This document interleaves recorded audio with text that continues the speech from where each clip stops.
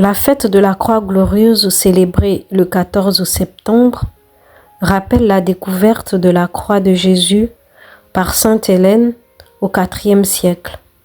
Mais plus encore, elle célèbre la victoire du Christ. La croix, autrefois instrument de mort, est devenue le signe de la vie et du salut. La croix glorieuse est le signe de la victoire du Christ ressuscité.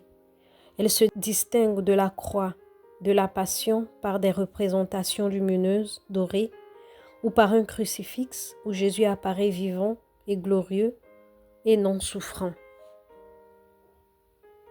La croix glorieuse est un symbole chrétien profondément spirituel qui dépasse la simple représentation de la croix comme instrument de souffrance ou de mort.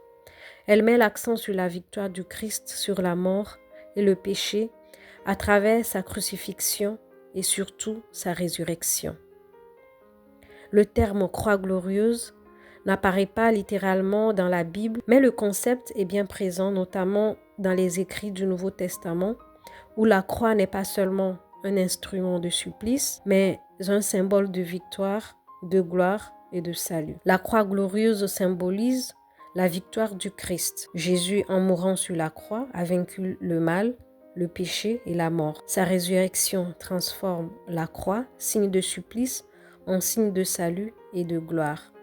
1 Pierre 2, versets 22 à 24 dit « Lui qui n'a pas commis de péché a porté lui-même nos fautes dans son corps sur le bois, afin que, mort à nos péchés, nous vivons pour la justice. » La croix glorieuse symbolise la résurrection. Contrairement à la croix classique centrée sur la passion, la croix glorieuse célèbre le Christ ressuscité et vivant. Et comme Moïse éleva le serpent dans le désert, il faut que le Fils de l'homme soit élevé. Jean 3, verset 14. La croix glorieuse symbolise également l'espérance chrétienne. Elle rappelle que la souffrance n'est pas la fin, mais qu'elle peut être transfigurée en vie nouvelle par Dieu. Contempler donc la croix glorieuse, c'est se rappeler que la souffrance peut être traversée avec foi. C'est vivre dans l'espérance de la résurrection. C'est suivre le Christ non seulement dans ses souffrances, mais aussi dans sa gloire. C'est rendre grâce pour la grâce du salut. C'est se rappeler que